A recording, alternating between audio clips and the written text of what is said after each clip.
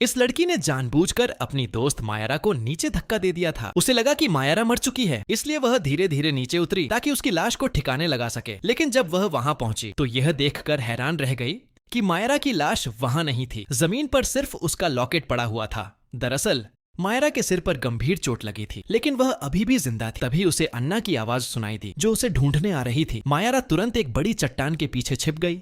अन्ना रोते हुए कह रही थी, कृपया मुझे माफ कर दो, मुझसे गलती हो गई, मैं दोबारा ऐसा नहीं करूंगी। एक पल के लिए मायरा को भी लगा कि शायद वह सच बोल रही है, लेकिन अन्ना के चेहरे के भाव साफ बता रहे थे कि वह झूठ बोल रही थी और सिर्फ नाटक कर रही थी। यह देखकर मायरा चौंक गई। रात में भी अन्ना उसे ढूंढती रही। एक बार उसकी टॉर्च की रोशनी मायरा के चेहरे पर भी पड़ी, लेकिन फिर भी वह उसे देख नहीं पाई। पूरे जंगल में तलाश करने के बाद भी अन्ना को कुछ नहीं मिला। तभी अचानक बारिश शुरू हो गई और उसे अपनी खोज रोकनी पड़ी। सुबह जब मायरा की आंख खुली तो वह दर्द से कराह रही थी। किसी तरह हिम्मत जुटाकर वह एक गंदे तालाब तक पहुंची और बिना सोचे समझे पानी पी लिया। उसे पता था कि अन्ना अभी भी उसकी तलाश कर रही होगी। तभी मायरा को अन्ना की कही एक बात याद आई, खतरे के समय सबसे खतरनाक जगह ही सबसे सुरक्षित होती है। यह सोचकर वह तुरंत उसी कैंप में वापस गई जहाँ वे पहले रुके थे, लेकिन वहाँ कोई नहीं था। उसने फोन ढूंढने की कोशिश की, पर अन्ना उसे पहले ही ले जा चुकी थी। मायरा ने एक दर्द निवारक दवा ली और अपने घावों का इलाज करने लगी। तभी अन्ना वहाँ पहुंच गई और अपनी बंदूक के स्कोप से मायरा को ढूंढने लगी। मायरा एक नाव में बैठकर भागने की कोशिश करने लगी, लेकिन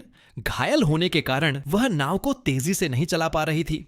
अन्ना भी दूसरी नाव लेकर उसके पीछे पड़ गई और हमला करने ही वाली थी कि तभी कुछ लड़कों ने उन्हें देख लिया।